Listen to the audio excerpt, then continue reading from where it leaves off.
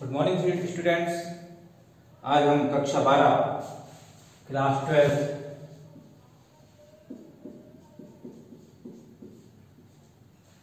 में हमने कल हमारा जो लेसन स्टार्ट किया था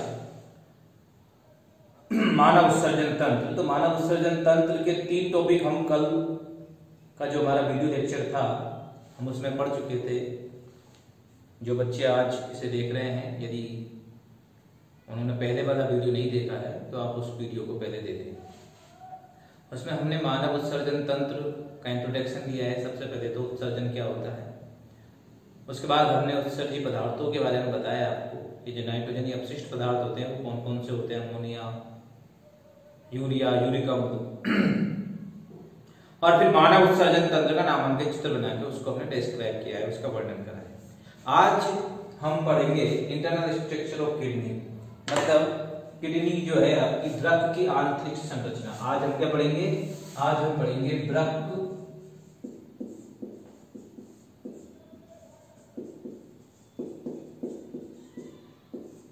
आंतरिक, ये हमारा आज का टॉपिक है।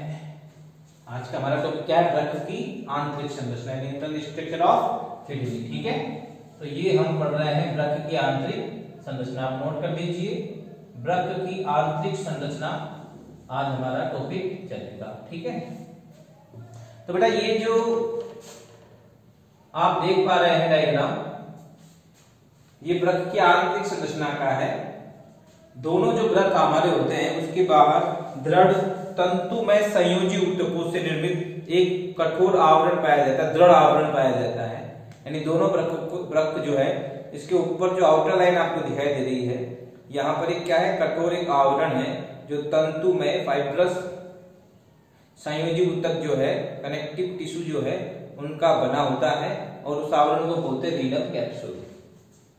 ठीक, वृक्क का जो बाहरी आवरण है, जो कठोर खोल होता है, एक आवरण होता है जो तंतुमय संयोजी ऊतकों से बना होता है, वो बेटा क्या कहलाता है? रीनल कैप्सूल कहलाता है। ओके, उसके बाद हम देखें तो इस रीनल कैप्सूल में वृक्क जो है उसको 2 भागों में बांटा है, एक तो बाहरी भाग, एक भीतरी भाग। तो हम यहां पर देखें तो इसका जो बाहरी भाग है वो कहलाता है आपका कोर्टेक्स, बल्कुट। क्या कहलाता है? बाहरी भाग कहलाता है बल्कुट। इसका बाहरी जो भाग है वो कहलाता है बल्कुट। तो सबसे पहले बल्कुट के बारे में पढ़ लेते हैं हम। बल्कुट क्या है? रीनल कैप्सूल के भीतर पाए जाने वाला गहरे लाल रंग का क्षेत्र है जो आपको दिखाई दे रहा है, ये कोर्टेक्स गहरे लाल रंग का क्षेत्र है। इसमें क्या होता है? जो मध्यांश के कुछ उभार धसे हुए रहते हैं, उभरे हुए रहते हैं। जैसे मध्यांश में आप देख रहे हैं, बीच का भाग मध्यांश कहलाता है, बाहर का भाग कोर्टेक्स कहलाता है। तो यहां पर जो उभार आपको दिखाई दे रहे हैं, ये जो आपको कौन से दिखाई दे रहे हैं थोड़े थोड़े से, ये कॉलम है। क्या है? ये कॉलम है जो किसमें है? मध्यांश से है, और किसमें है? बल्कुट में उभरे हुए हमें दिखाई दे रहे हैं। हम इन्हें बोलते हैं रीनल कॉलम ऑफ वर्टिनी, या वर्टिनी के वृक्क स्तंभ। क्या बोलते हैं? वर्टिनी के वृक्क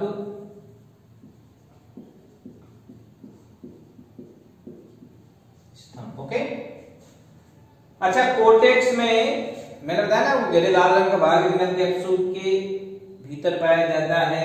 इसमें उभार नुमा संरचनाएं आपकी पाई जाती है, उन्हें हम कहते हैं वर्टिनी के वृक्क स्तंभ। यहाँ आपको लगभग 7 इसमें संख्या दिखाई दे रही है वर्टिनी के वृक्क स्तंभ की। और इन वर्टिनी के वृक्क स्तंभ जो है उसका जो ये निचला जो भाग है, ये मध्यांश में धंसा रहता है। और मध्यांश की बात करें तो मध्यांश के अंदर ये भाग दिखाई दे रहा है, इसको बोलते हैं हम मेडुलरी फ्रेम। यानी बाहर का हिस्सा तो स्तंभ कहलाता है, वर्टिनी के वृक्क स्तंभ, और भीतर का जो ये भाग है ये कहलाता है आपका जो मध्यांश में है, उसको बोलते हैं मेडुलरी फ्रेम। ठीक है, यानी बाहर का जो भाग है वो तो वर्टिनी के वृक्क स्तंभ है जो आपको कोर्टेक्स में है, और जो मध्यांश में आपके जो आपकी कौन मतलब ये नुकीला जो भाग है, ठीक है ना। पिरामिड क्यों बोला, पिरामिड कैसे होते हैं आपके, ऐसे होते हैं ना पिरामिड, तो पिरामिड का ये जो टॉप भाग है ये आपका पिरामिड कहलाता है। मेड्यूलरी क्यों बोला, क्योंकि मेडुला के अंदर है, ओके।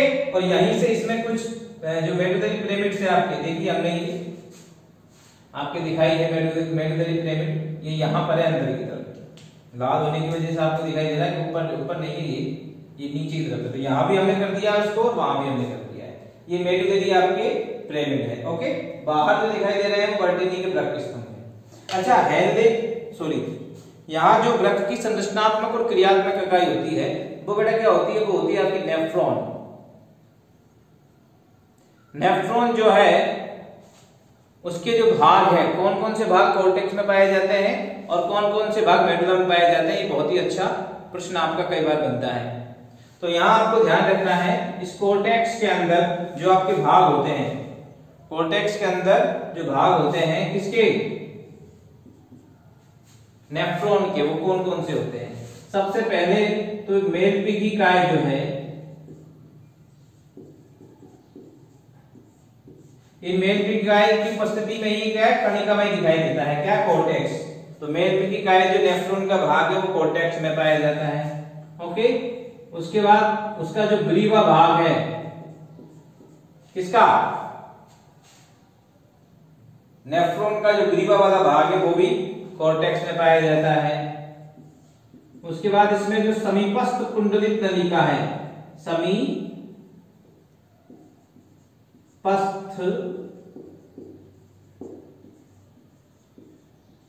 कुंडलित नलिका है बेटा, ये भी कहां पाई जाती है, कोर्टेक्स नहीं पाई जाती है। और नेफ्रॉन का दूरस्थ कुंडलित नलिका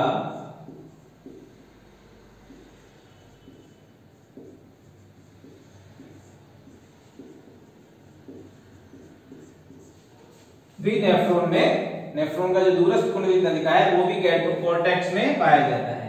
यानी कोर्टेक्स के अंदर नेफ्रॉन के कितने भाग पाए जाते हैं, 4 भाग पाए जाते हैं, ठीक है। उसके बाद हम बात करें तो जो दूसरा भाग है किसका, इंटरनल स्ट्रक्चर हम पढ़ रहे हैं, तो जो 2 भाग अपने वृक्क के आंतरिक संरचना में पढ़े हैं या पढ़ने हैं वो कौन कौन से, नंबर 1 आपका कोर्टेक्स है और नंबर 2 हम दे देते हैं मध्यांश मेडुला।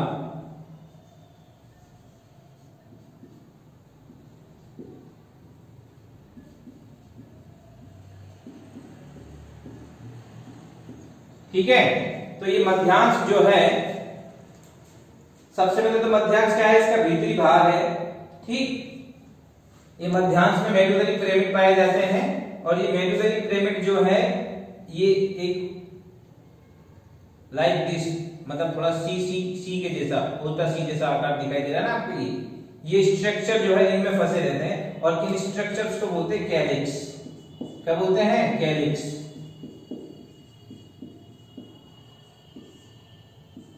कैलिक्स संयोजित होकर क्या बनाती है, पेल्विस बनाती है।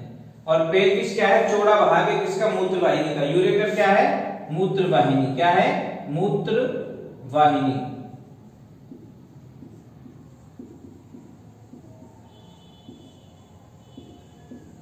ठीक है, पेल्विस जो है वो मूत्र वाहिनी का चौड़ा भाग है। ये जो दिखाई दे रहा है आपको, ये मूत्र वाहिनी इसी से निकल रही है। और कैलिक्स जो है वो आपस में संयोजित होकर क्या बना रहे हैं, पेल्विस बना रहे हैं। तो हमें यहाँ पर जो अगर मेडुला आपको है तो मेडुला में क्या क्या लिखना है, सबसे पहले मेडुला के अंदर जो भाग पाए जाते हैं, वर्टिनी के वृक्क स्तंभ का जो पिछला भाग आपको होता है वो मेडुलरी पिरामिड कहलाते हैं, धंसे हुए रहते हैं। इसका वृक्क का या कोर्टेक्स का जो धंसा हुआ भाग है इसमें हमको उभरा हुआ दिखाई देगा, उनको हम बोलेंगे मेडुलरी पिरामिड। और ये मेडुलरी पिरामिड स्थित होते हैं कैलिक्स में, ठीक है। छोटे वाले कैलिक्स से वो माइनर कैलिक्स कहलाते हैं, बड़े कैलिक्स से वो मेजर कैलिक्स कहलाते हैं। कैलिक्स संयोजित होकर क्या बनाते हैं, पेल्विस। पेल्विस क्या है, मूत्र वाहिनी का प्रारंभिक भाग है, चौड़ा भाग होता है, अंत में जो मूत्र वाहिनी के रूप में बाहर निकलता है, ठीक है।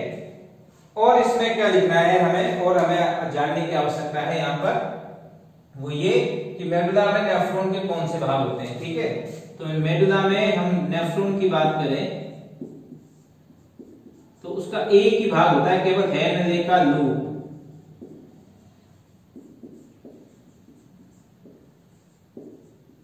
ठीक है ना भैया, हेनले का लूप ही पाया जाता है। संग्रह नलिका भी मेडुला में होती है, पर संग्रह नलिका एक अकेले नेफ्रॉन का भाग नहीं है, क्योंकि बहुत सारी जो नेफ्रॉन्स है 10 से 12 लाख नेफ्रॉन्स आपके उपस्थित होते हैं वृक्क में। तो बहुत सारे जो नेफ्रॉन्स है वो अपनी दूरस्थ कुंडलित नलिका को कहां खोलते हैं? संग्रह नलिका में खोलते हैं। तो यह संग्रह नलिका भी पाई जाती है।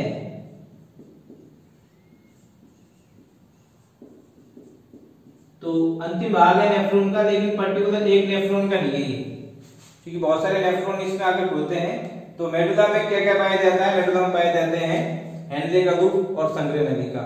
और बल्कुट में क्या क्या पाया जाते हैं? मेलविटिकाए, ग्रीवा, समीपस्थ कुंडलित नलिका और दूरस्थ कुंडलित नलिका। अब देखिए, आप कहोगे साहब ये नेफ्रॉन के नाम तो आपने बता दिए, पर समझ में नहीं आया थोड़ा सा। तो क्या इसके जो लास्ट, इसके बाद जो हम वीडियो स्टार्ट करेंगे, इसके जस्ट बाद में, वो आपका नेफ्रॉन की संरचना का होगा। यहाँ हम उसको एक आइडियल रूप से समझना चाहेंगे तो वही सामान्य संरचना होती है, आपने 10वीं क्लास में पढ़ा भी होगा। उससे पहले मैं आपको बता देता हूँ, इसमें प्रवेश कर रही है आयलम है ना, ये पढ़ चुके हैं अपन, जो बाहरी संरचना पढ़ी थी वृक्क की हमने, उसमें रीनल आर्टरी यानी वृक्क धमनी प्रवेश कर रही है, वृक्क धमनी प्रवेश कर रही है, और वृक्क शिरा यानी रीनल वेन बाहर निकल रही है। ये तो क्या है? ये तो वृक्क धमनी है और ये वृक्क शिरा है। ये तो शिरा हो गई और ये धमनी हो गई। ओके, अब देखिए यहां केवल वृक्क के आंतरिक संरचना में आपको इतना ही लिखना है। सबसे पहले क्या लिखना है कि इसके बाहर एक दृढ़ तंतु में संयोजी ऊतक का आवरण पाया जाता है, जिसे रीनल कैप्सूल कहते हैं। इसके भीतर जो है वृक्क की संरचना को समझने के लिए उसको दो भागों में डिवाइड किया गया है। नंबर 1 वृक्क कॉर्टेक्स, नंबर 2 वृक्क मेडुला या वृक्क मध्यांश। कॉर्टेक्स जो है गहरे लाल रंग का भाग होता है, इसमें मेलविटिकाए कणिका में दिखाई देता है, और इसमें पाए जाते हैं वर्टिनी के वृक्क स्तंभ। ओके, नेफ्रॉन में मेलविटिकाए, ग्रीवा, समीपस्थ कुंडलित नलिका और दूरस्थ कुंडलित नलिका नामक भाग बल्कुट में उपस्थित होते हैं। उसके बाद हम आ जाते हैं मध्यांश में। ठीक है, मध्यांश जो है आपका वो इसका मध्य भाग है, और इसमें पाए जाते हैं मेडुलरी पिरामिड्स। ओके, और ये मेडुलरी पिरामिड्स पाए जाते हैं कैलिक्स में। कैलिक्स दो प्रकार की हो सकती है, मेजर और माइनर। मेजर का मतलब बड़ी है, बड़े आकार के दिखाई दे रहे हैं तो मेजर, और छोटे आकार की है तो माइनर। ये मिलकर बनाती है पेल्विस, और पेल्विस जो है मूत्रवाहिनी का प्रारंभिक भाग है, जो चौड़ा होता है और जो खुलता है आपका मूत्रवाहिनी के रूप से वृक्क से बाहर की ओर, यानी मूत्र को बाहर निकाल रही है, इसलिए इसको मूत्रवाहिनी बोलते हैं। धमनी प्रवेश कर रही है, सिरा बाहर निकल रही है। ओके, तो यहाँ पर हम थोड़ा सा, क्योंकि हमने वर्ड्स काम में लिए हैं, तो दूरस्थ कुंडलित नलिका, समीपस्थ कुंडलित नलिका, मेलविटिकाए, ग्रीवा, हेनले का लूप, संग्रह नलिका, ये कहां पर पाए जाते हैं, उनका नेफ्रॉन के अंदर उपस्थिति कहां पर, ये आपको बता देता हूं। इसे क्या यहाँ आपको कंफर्म हो जाएगा कि नेफ्रॉन कैसे उपस्थित है। देखो, ये थोड़ा सा मैं ये वाला हिस्सा आपका मिटा रहा हूं, ठीक है ना, क्योंकि हमने पढ़ लिया है इसको। तो देखो, आपका जो नेफ्रॉन होता है ना, वो नेफ्रॉन होता है जैसे ये एक प्यालेनुमा संरचना होती है। सबसे पहले तो इस प्यालेनुमा संरचना को बोलते हैं बोमन संपुट। क्या बोलते हैं? बोमन संपुट। और इसके अंदर प्रवेश करती है ये जो धमनी होती है ना आपकी आर्टरी, ये प्रवेश करती है, डिवाइड हो जाती है, अंदर जाती है, डिवाइड होने के बाद धमनिका बन जाती है। तो अभिवाहिका जिसका व्यास ज्यादा होता है, अभिवाही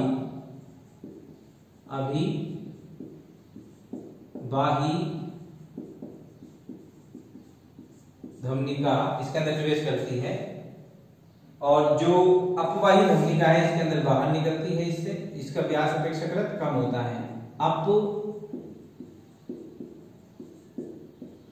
अपवाही धमनिका, ठीक। और ये अंदर इसके अंदर बोमन संपुट में पहुंच जाती है, तो गुच्छनुमा संरचना बनाती है। इसको बोलते हैं ग्लोमेरुलस गुच्छ, ग्लोमेरुलस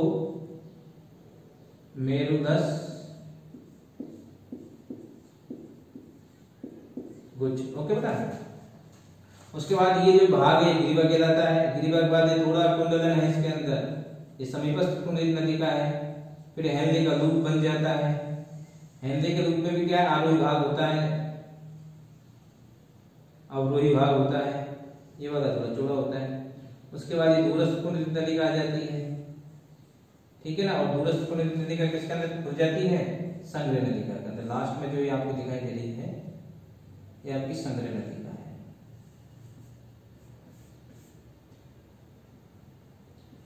ग्लोमेरुलस पुंज, ठीक। थोड़ा मिटा देते हैं आगे इसको। तो ये आपकी संग्रह नलिका है। इसको हमने क्यों नहीं बोला था पर्टिकुलर एक नेफ्रॉन का भाग, क्योंकि ये दूसरे जो नेफ्रॉन्स हैं उनकी दूरस्थ कुंडलित नलिका इसमें आकर खुल रही है। तो ये संग्रह नलिका होगी। करेक्ट कर देंगे ना ये, तो करेक्टिंग ट्यूब्स, संग्रह नलिका। ये जो भाग आपको दिखाई दे रहा है ये दूरस्थ कुंडलित नलिका। क्या है ये? दूरस्थ कुंडलित नलिका। दूर है ना ये, मतलब क्या भौगोलिक संकुल से दूर है इसलिए दूरस्थ। दूरस्थ कुंडलित नलिका, ठीक है। ये जो पहले वाली है वो क्या है? समीपस्थ कुंडलित नलिका। और ये जो आपको पूरा यू आकार के दिखाई दे रहा है कंप्लीट, यानी हम बात करेंगे पूरा जो आपको यू आकार की संरचना दिखाई दे रही है,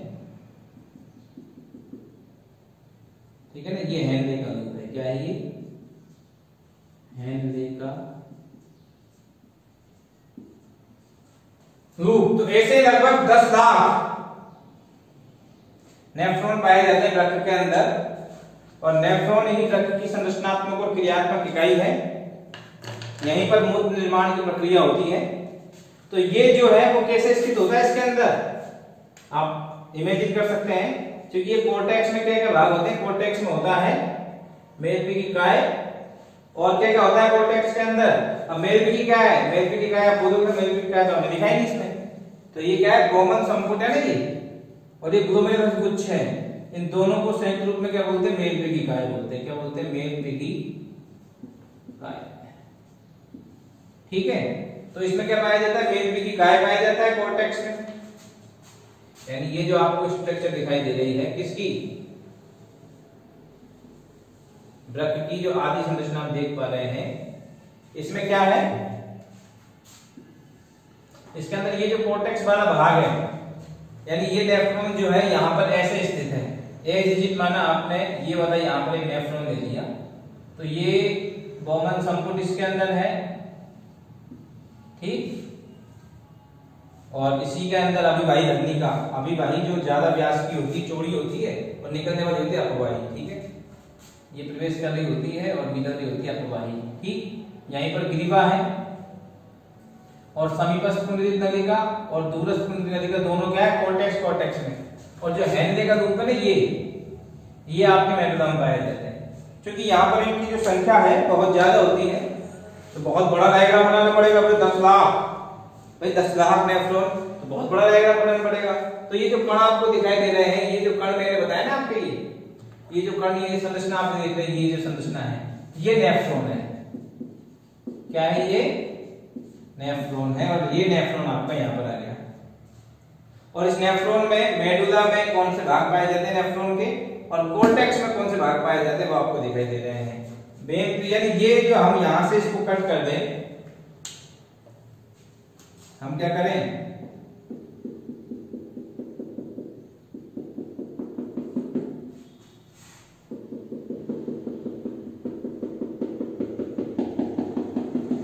तो ये ऊपर वाला भाग तो कोर्टेक्स में है, और नीचे वाला भाग किसमें है? मेडुला में है। Okay, did you understand? आपके सभी के समझ में आ गया होगा। ये आपका जो वृक्क है उसकी आंतरिक संरचना होती है समाप्त। तब तक के लिए धन्यवाद। घर पर रहिए, सुरक्षित रहिए, और वीडियो को बार बार देखें। यदि कोई चीज आपको समझ में नहीं आती है तो आप उसको रिवाइज कर सकते हैं। रिवाइज करोगे तो जो भी उसके अंदर हिडन फैक्टर्स हैं वो आपको समझ में आएंगे। Okay, thank you.